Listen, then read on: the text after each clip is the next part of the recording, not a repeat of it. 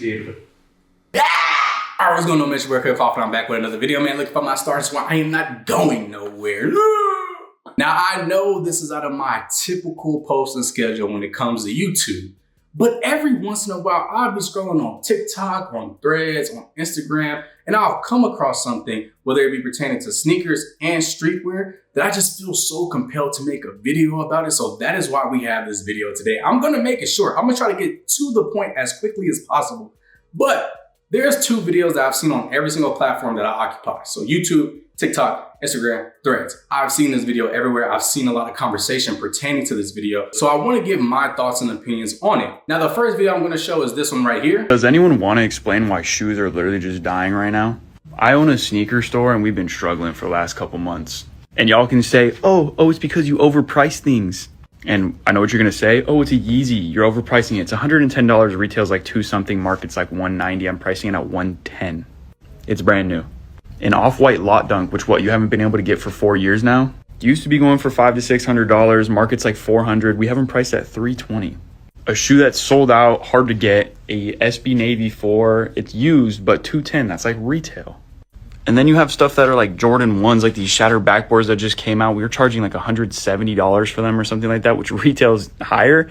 And then we got like Lucky Greens, the Royal Toes. All these things are going for well under retail and we haven't priced under retail. And the second video I'm going to show is this one right here, which is a reaction to the first video. I own a sneaker store, and here's 3 main reasons why the sneaker market has crashed. 1, oversupply. There's way too much supply for the little demand that there is. 2, people now would rather buy for comfort. They'd rather buy on-cloud Hokas, just more comfortable wear. They don't really care about buying Jordan 4s anymore, Jordan 11s, things like that, even though those SKUs are still very in demand.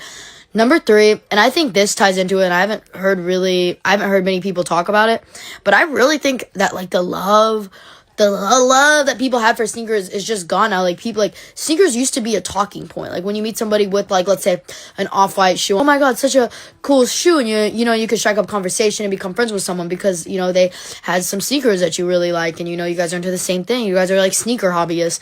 And now I really don't see that at all anymore. Now, ask yourself this question and leave a comment below. Is the sneaker market dead?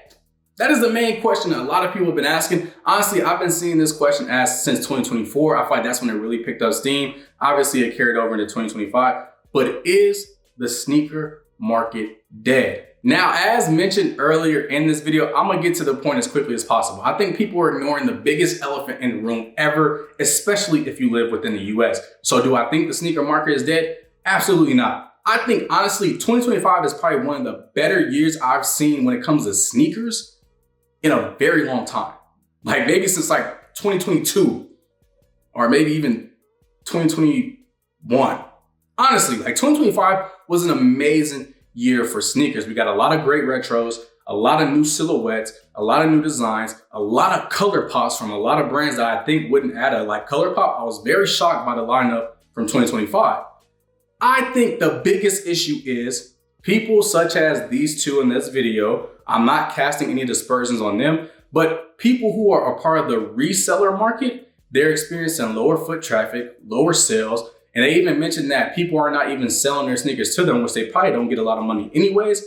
But like the truth of the matter is the economy is shit, bro. The economy is shit. Like if you watch anything when it comes to the year of 2025, the economy's been in dirt. So if I have to pick between buying eggs, buying groceries, keeping a roof over my head, paying my bills versus buying a pair of sneakers, some bags, some new clothes, I'm going to pick this one. This one's way more important. This one is life or death. This one is a luxury item. I think a lot of people forget that. Sneakers, fashion, all that is luxury. It's when you have all your other internal affairs in order is when you can now start to, have a little extra expenditures. I don't know if I use that word right. So yes, if you're a reseller, yes, capitalism ruined the resale market. So that's why maybe in 2020 or 2019, a sneaker that used to resell for $500 to $600. All right, so as I edit this portion of this video, I do just want to give just a little bit more context to what I meant by capitalism ruined the resale market.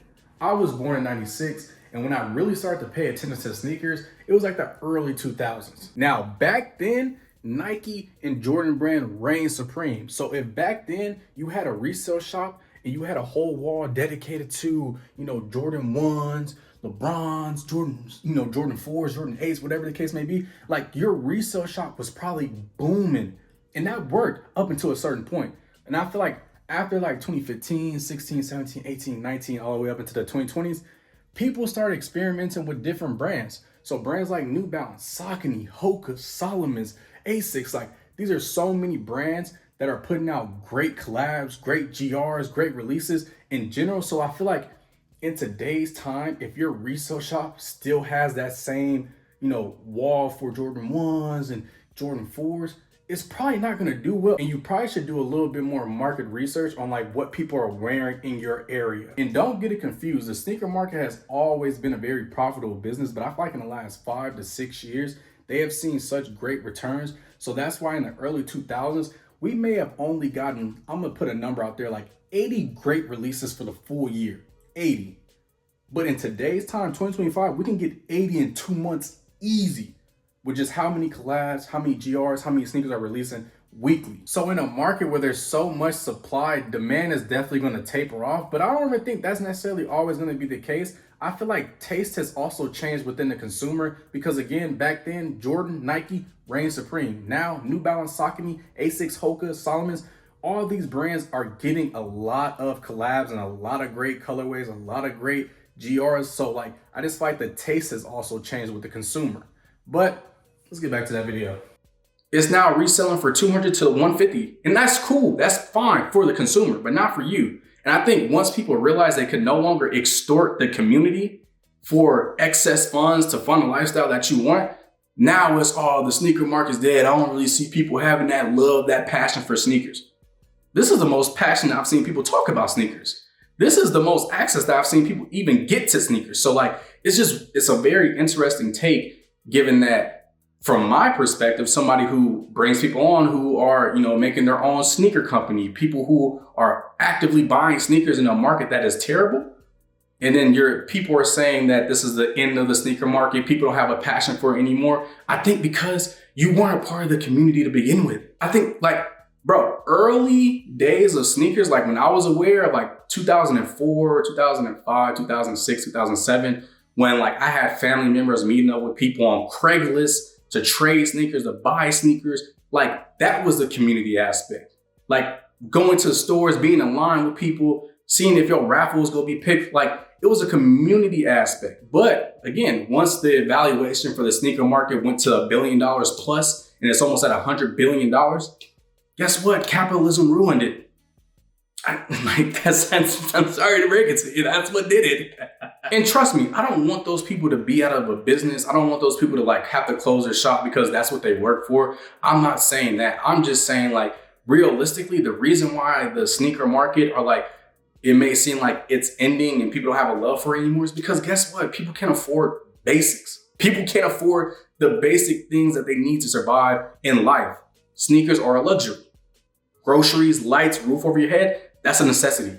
So when people are in a crunch, like when they're crunching their dollars and they can't have excess funds to spend on luxury, you're going to see that. So all I'm going to say, if you really care about it and you see the community aspect of sneakers, just see it through.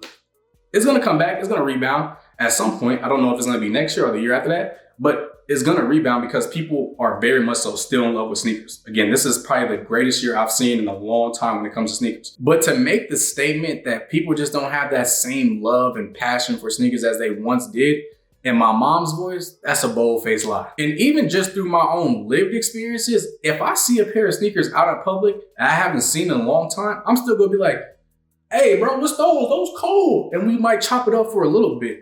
Now, I was at an event rocking my Quagmire Dunks. Somebody said, hey, I ain't seen those in a minute. Those fire. We got the chopping it up. And he was like, oh yeah, I also work for Nike. Like sneakers are very much so still a conversation point to the people that actually give a like, if you don't give a and you only got into it because you saw the quick access to cash that you could make, then those are the people that are going to get weeded out. I think this may be the great exodus for the people who only got into it to make money to leave. But again, I'm very curious on what y'all think. That was just like my off the cuff thoughts. I didn't pre-plan this. I didn't look up anything. I just wanted to get my raw thoughts on, how the sneaker market currently, like where it currently stands. But I'm very curious, as always, what do you guys think? Is the sneaker market cooked? Is it over with? Or do you think there's still a great community aspect to the sneaker market or the sneaker culture, let's say? Leave a comment below. Without further ado, like I always do, I will catch y'all in that next